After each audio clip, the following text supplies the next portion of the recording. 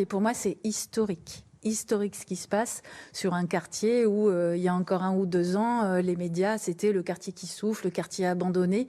Aujourd'hui, vous avez des chantiers partout, la voirie, les immeubles, les équipements publics.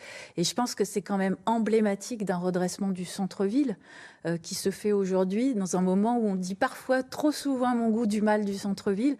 Est-ce que les habitants vont rester associés, puisque dans cette démarche, les habitants ont souhaité être associés à la rénovation, à la reconstruction du quartier? C'est toujours le cas? Oui, en mairie de secteur, on a fait beaucoup de réunions de concertation avec les habitants, avec des commerçants. Les commerçants sont très associés au chantier. La crainte, c'est un risque de boboisation, que les loyers augmentent et que finalement les habitants qui ont connu le pire ne puissent pas profiter de la rénovation du quartier? Question très importante. C'est pour ça que nous, à la ville, on lutte à la fois contre la suroccupation touristique et sur tous les immeubles qui appartiennent à la puissance publique. Par exemple, le haut de la rue d'Aubagne, nous allons mettre du logement social. Je tiens à indiquer qu'il est très rare. Nous avons obtenu 100 millions d'euros de l'Agence nationale de rénovation urbaine pour réhabiliter un centre ancien. Donc c'est un engagement. C'est rare à Marseille. Il y aura donc du logement social dans le quartier, sur les immeubles. Et donc de la mixité sociale. Et ça, j'y tiens beaucoup. Merci beaucoup. Merci. Sophie Camara.